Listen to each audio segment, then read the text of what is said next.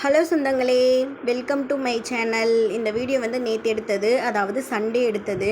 Sunday full day என்னோடய routine life. அப்புறம் நேற்று என்னென்ன சமைச்சோம் நான்வெஜ்ஜு, அதெல்லாம் ஒரு வீடியோவை எடிட் பண்ணி போஸ்ட் பண்ணியிருக்கேன். ஸோ வீடியோ ஃபுல்லாக ஸ்கிப் பண்ணாமல் பாருங்கள். இந்த மாதிரி நிறைய ஹவுஸ் ஒய்ஃப் பார்ப்பீங்கன்னு நினைக்கிறேன். என்னோடய வீடியோக்கு சப்போர்ட் பண்ணுங்கள் ஃப்ரெண்ட்ஸ். வாங்க வீடியோக்குள்ளே போகலாம். நீங்கள் எழுந்ததே லேட்டு தான். சரி, வாசல்லாம் பெருக்கி ஃபஸ்ட்டு க்ளீன் பண்ணிடலாம் அப்படின்ட்டு வாசல் ஃபுல்லாக பெருக்கிட்டேன். ஆனால் தண்ணி தெளித்து கோலெல்லாம் போடலை இன்றைக்கி, அப்படியே விட்டாச்சு. அதுக்கப்புறம் இன்றைக்கி பிரேக்ஃபாஸ்ட்டு ரொம்ப சிம்பிளாக தான் பண்ணியிருந்தேன். தோசை பண்ணிவிட்டு கார சட்னி பண்ணியிருந்தேன். ஹஸ்பண்டுக்கு கொடுத்துட்டு அவங்க சாப்பிட்டுட்டு சரி வேலைக்கு போயிடுவாங்க, அப்புறமா நம்ம சாப்பிட்டுக்கலான்னு ஃபஸ்ட்டு அவங்களுக்கு தான் கொடுத்துருந்தேன். அப்புறம் அவங்க கூடயே கிளம்பி நாங்களும் மீன் வாங்கலான்னு கிளம்பிட்டோம். அவர் கூடயே போயிட்டு அவர் எங்களுக்கு மீன் வாங்கி கொடுத்துட்டு அப்புறம் வேலைக்கு கிளம்பிடுவாங்க. நான் ஏற்கனவே ஒரு வீடியோவில் சொல்லியிருப்பேன், நாங்கள் ரெகுலராக எப்போயுமே தள்ளுவண்டி அண்ணா கிட்ட தான் ஃபிஷ் வாங்குவோன்ட்டு. மார்க்கெட்லாம் வாங்க மாட்டோம். அந்த அண்ணா எப்போ எங்கே இருப்பாங்கலாம் தெரியாது, நம்மளை தான் போய் கண்டுபிடிச்சி வாங்கிக்கணும். அப்புறம் நாங்கள் கொஞ்சம் நேரம் தேடி பார்த்தோம். அதுக்கப்புறம் ஒரு தெருவில் இருந்தாங்க, போயிட்டு எங்களுக்கு தேவையான ஃபிஷ் எல்லாம் வாங்கிட்டு வந்துட்டோம். வர வழியில் வந்து கடையில் பூண்டுலாம் இல்லை என்கிட்ட, மீன் குழம்பு வைக்க மாங்காய்லாம் தேவைப்பட்டுச்சு. அது எல்லாமே வாங்கிட்டு நானும் தம்பிக்கும் வீட்டுக்கு வந்துட்டோம். என்னை வீட்டை ட்ராப் பண்ணிவிட்டு எங்கள் ஹஸ்பண்ட் வேலைக்கு கிளம்பிட்டாங்க. இனிமேல் அவர் வரதுக்குள்ளே நான் தான் சமைச்சு முடிச்சிடணும். போயிட்டு பரபரப்பாக வேலையை ஸ்டார்ட் பண்ணணுன்ட்டு மேலே ஏறி வந்துட்டேன் வீட்டுக்கு. அப்புறமா வாங்கிட்டு வந்த மீனெல்லாம் ஃபஸ்ட்டு க்ளீன் பண்ணலை. ஃபஸ்ட்டு நம்ம சாப்பிட்டுடுவோம், 10 ஆகிடுச்சு அப்படின்ட்டு சாப்பிட்லான்னு தான் ரெடி பண்ணிகிட்டு இருந்தேன். இந்த பூண்டை ஃபஸ்ட்டு கொட்டி வச்சுட்டு அப்புறமா தோசை ஊற்றி இருந்த கார சட்னி வச்சு நான் சாப்பிட்டுட்டேன். தம்பிக்கு வந்து அவங்க அப்பா கூடயே சாப்பிட்டுட்டாரு. அப்புறமா க்ளீன் பண்ணலான்னு பார்த்தா சிங்க்கு ஃபுல்லாக அவ்வளோ பாத்திரம் இருக்குது. எப்படி க்ளீன் பண்ணுறதுன்னு, ஃபிஷ் எப்படி க்ளீன் பண்ணுறது, சிங்கில் தான் க்ளீன் பண்ணி ஆகணும். அதுக்கப்புறம் ஃபஸ்ட்டு அந்த பாத்திரத்தை எல்லாமே கழுவி எடுத்துட்டேன். அது என்னென்னே தெரியலங்க, இன்றைக்கி ஃபுல்லாக பாத்திரம் சேர்ந்துக்கிட்டே தான் இருக்குது. இருக்கிறது என்னமோ 2 பேர் தான் எங்கள் வீட்டில். ஆனால் இன்றைக்கெலாம் நான் பாத்திரம் தான் கழுவிட்டுருக்கேன். எப்படி தான் இந்த பாத்திரம் சேருது அப்படின்னே தெரியல. உங்களுக்கும் அப்படி தான் இருக்கும்னா எனக்கு கமெண்ட்டில் ஷேர் பண்ணுங்கள் மறக்காமல். அப்புறம் ஒரு வழியாக ஃபுல்லாக எல்லா பாத்திரத்தையும் கழுவி முடிச்சிட்டேன். இப்போ வந்து நம்ம மெயினான டாபிக் தான் வரப்போகிறோம். ஃபிஷ்ஷெல்லாம் க்ளீன் பண்ண போகிறேன் நானே தான். எப்பயுமே வந்து தள்ளுவண்டி அன்னைக்கிட்ட வாங்குறதுனால ஃபிஷ்ஷெல்லாம் க்ளீன் பண்ணாமல் தான் கொடுப்பாங்க அவங்க. நானே இப்போல்லாம் க்ளீன் பண்ணிக்கிறது வீட்லேயே. அது என்னமோ தெரியல, இப்போல்லாம் ஃபிஷ்ஷு தான் அதிகமாக வாங்குறது.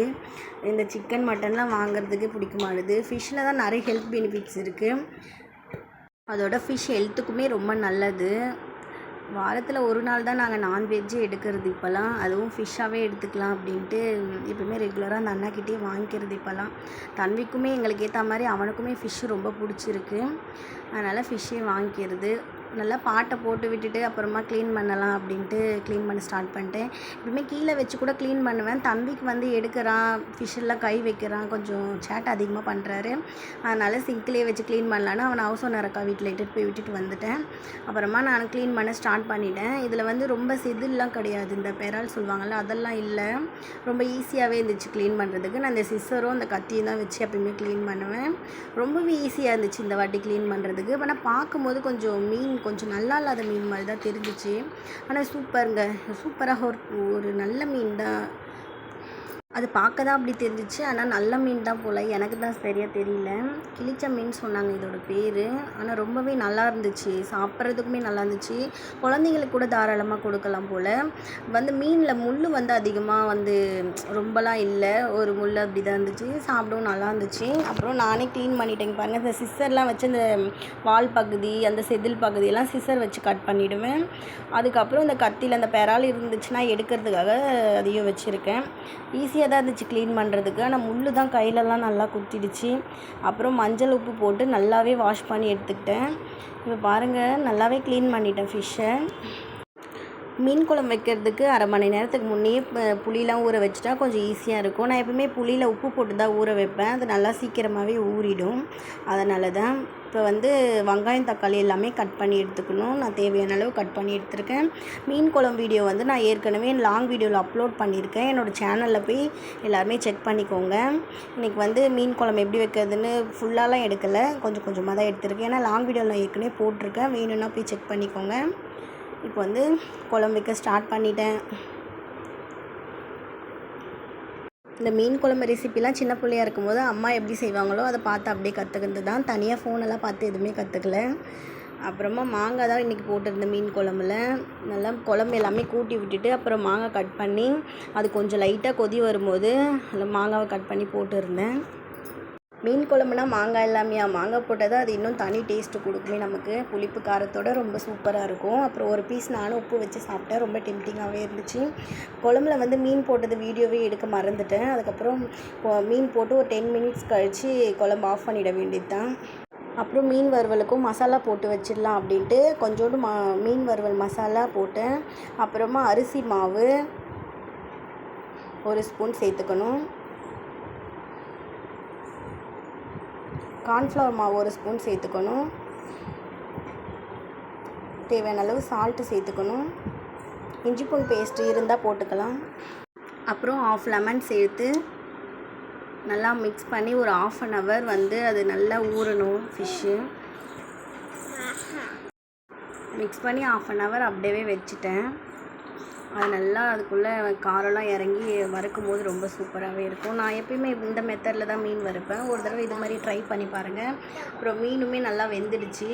இந்த ஸ்டேஜில் நம்ம வந்து கொத்தமல்லி தழை போட்டு ஸ்டவ் ஆஃப் பண்ணிக்கலாம். கன்சீவாக இருக்கும்போது 5 month வரைக்குமே சிக்கன்லாம் சாப்பிடவே இல்லை. அதெல்லாம் வந்து ஹீட்டுன்னு சொன்னாங்கன்ட்டு அதிகமாக சீ ஃபுட்டு தான் எடுத்துப்பேன். அதனாலே என் பையனுக்கு மீன் பிடிச்சிருக்கா என்னன்னு தெரியல. அப்புறம் மீன் குழம்புமே ரெடி ஆகிடுச்சு. ஒரு பக்கம் சாதமும் ரெடி ஆகிடுச்சு. அதையும் வடித்து விட்டுட்டேன். அப்புறம் என் பையன் வந்து சத்து மாவு கேட்டிருந்தான். அதையும் அவனுக்கு ரெடி பண்ணி கொடுக்கலான்ட்டு பிசைஞ்சு வச்சதுக்கு. ஏற்கனவே சத்து மாவு கொழுக்கட்டை வந்து நான் ஷார்ட்ஸில் அப்லோட் பண்ணியிருக்கேன். வேணுன்றவங்க செக் பண்ணி பார்த்துக்கோங்க. தன்விக்கு ரொம்பவே பிடிக்கும் சத்து மாவு கொழுக்கட்டை. நான் அடிக்கடிக்கு இதை தான் செஞ்சு தருவேன். இது ஹெல்த்துமே கூட குழந்தைக்கு. ஃபிஷ் ஃப்ரை ரெடியே பண்ணலை. அதுக்குள்ளே ஹஸ்பண்டே வீட்டுக்கு வந்துட்டாங்க. அவ்வளோ லேட் ஆகிடுச்சு நான் சமைச்சு முடிக்க தம்பியை வச்சுக்கிட்டு.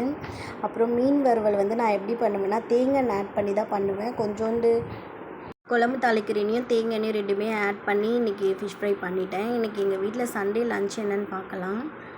சுட சுட சாதம் தான் பண்ணியிருந்தேன், ஒயிட் ரைஸ்.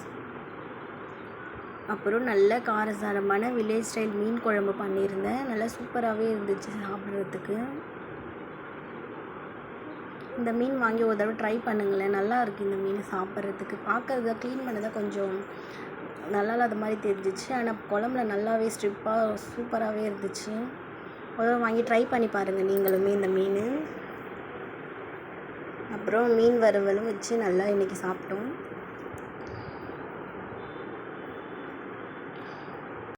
எனக்கு ஃபஸ்ட்லாம் வந்து மீன் வறுக்கும் போது அந்த தோசை கல்லுலேயே சில டைம் ஒட்டிக்கும். ஆனால் இந்த வாட்டி நல்லாவே வந்துருந்துச்சு.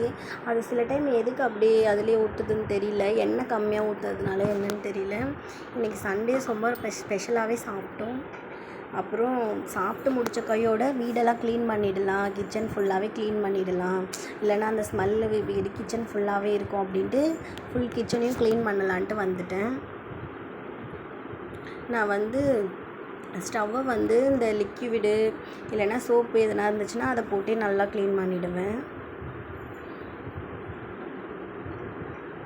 நல்லா ஃபஸ்ட்டு தண்ணி தெளித்து விட்டு இன்றைக்கி சோப்பு தான் போட்டு பண்ணியிருந்தேன். நல்லா சோப்பு பிழிஞ்சு விட்டு அதுக்குன்னே ஒரு ஸ்பாஞ்ச் வச்சுருக்கேன். அந்த ஸ்பாஞ்ச் வச்சு தான் நல்லா க்ளீன் பண்ணுவேன். சிக்கு கழுவுறதுக்கு இது மாதிரி அடுப்பு கழுவுறதுக்கெலாம் பாத்திரம் தேய்க்கிற ஸ்பாஞ்ச் பழசாயிடலாம், அதை வச்சு யூஸ் பண்ணிகிட்ருக்கேன். அப்புறம் நல்லா ஒரு டீப் க்ளீன் பண்ணி முடிச்சிட்டேன். ஸ்டவ்வு, கவுண்டர் டாப் எல்லாமே. இல்லைனா அந்த மீன் ஸ்மெல்லு 2 நாள் ஆனாலும் அப்படி இருக்குது. அதனால் உடனே க்ளீன் பண்ணிட்டா எனக்கு கொஞ்சம் நல்லாயிருக்கும் கிச்சனுக்கு வர்றதுக்கு அப்படின்ட்டு சத்து மாவு கொள்ளு கொட்டி அவனுக்கு ரெடி பண்ணிவிட்டு அவனை குளிக்க வச்சு எங்கள் நாத்தனார் வீட்டுக்கு கிளம்பலான்ட்டு தன்விக்கு ரெடி பண்ணிட்டேன். பாருங்கள் விளம்பரத்தை பார்க்குறாரு. இப்போல்லாம் ரீசெண்டாக அவன் விளம்பரம் தான் அதிகமாக பார்க்குறானே. விளம்பரம் போச்சுன்னா எங்கே இருந்தாலும் ஓடி வந்துடுறாரு அவரு. பாருங்கள் பவுடர் டப்பா வச்சுக்கிட்டு ஒரே அட்ராசிட்டி பண்ணிகிட்ருக்காரு. சேட்டை கொஞ்சம் அதிகமாக ஆகிடுச்சு தன்வி கூட சேட்டை. அப்புறம் எங்கள் நாத்தனார் வீட்டுக்கு நாங்களும் கிளம்பிட்டு எங்கள் நாத்தனார் வீட்டுக்கு வந்துட்டோம். அதுக்கப்புறம் தன்வி கூட அட்ராசிட்டி இன்னும் அதிகமாகிடுச்சு. அவங்க அக்கா இருக்கும் ரொம்ப டான்ஸ் ஆடிட்டு இருந்தாங்க, பாட்டு போட்டு விட்டு 2 பேருமே ஜாலியாக குழந்தைங்க டான்ஸ் ஆடலாம் பார்த்துக்கிட்டு கொஞ்சம் நேரம் இருந்தோம். அப்புறம் அக்கா காஃபி போட்டு கொடுத்துருந்தாங்க, அதையும் குடிச்சிட்டு வெளியில் உட்காந்து காத்தோட்டமாக இருந்தோம். ஒரு 8 மணி போல் ஹஸ்பண்ட் வேலையிலேருந்து வந்துட்டாங்க. வீட்டுக்கு கூப்பிட்டு வந்தாங்க. வர வழியில் ரொம்ப மழை பெஞ்சிட்டு இருந்துச்சு. அக்கா வீட்டில் இருக்கும்போது வரைக்கும் மழையே இல்லை. ஆட்டோவில் ஏறி உட்காந்த கொஞ்ச நேரத்துலேயே மழை வந்துடுச்சு. அப்புறமா வீட்டுக்கு வந்துட்டு மாவு வேறு வாங்கணும், எப்படா வாங்க போகிறோம் அப்படின்னு பார்த்தா ஆட்டோலேயே உட்காந்துருந்தேன். ஹஸ்பண்ட் போயிட்டு வாங்கிட்டு வந்து கொடுத்தாரு. அதுக்கப்புறமா நைட் டின்னருக்கு வந்து கடையில் வாங்கின மாவு தான் தோசை ஊற்றி இருக்கிற மீன் குழம்பு வச்சு சாப்பிட்டோம். அப்புறமா இட்லி மாவுக்கு சுத்தமாக இல்லையா அப்படின்னு நைட்டே ஊற வச்சுட்டு காலைல எழுந்து அரைக்கலாம் அப்படின்ட்டு. இட்லி மாவு ரேஷியோ வேணும்னா கேளுங்க, நான் வந்து ஒரு வீடியோவே போஸ்ட் பண்ணுறேன். ஆனால் நல்லா வரும் இட்லி, கேளுங்க. ஒரு 5 டைம் வாஷ் பண்ணிவிட்டு அதுக்கப்புறம் தான் நான் இட்லிக்கு எப்பயுமே அரிசி ஊற வைப்பேன். இன்றைக்கி டே எங்களுக்கு இப்படி தான் போச்சு. என்னோடய வீடியோ பிடிச்சா லைக் அண்ட் சப்ஸ்கிரைப் பண்ணுங்கள். Thank you all.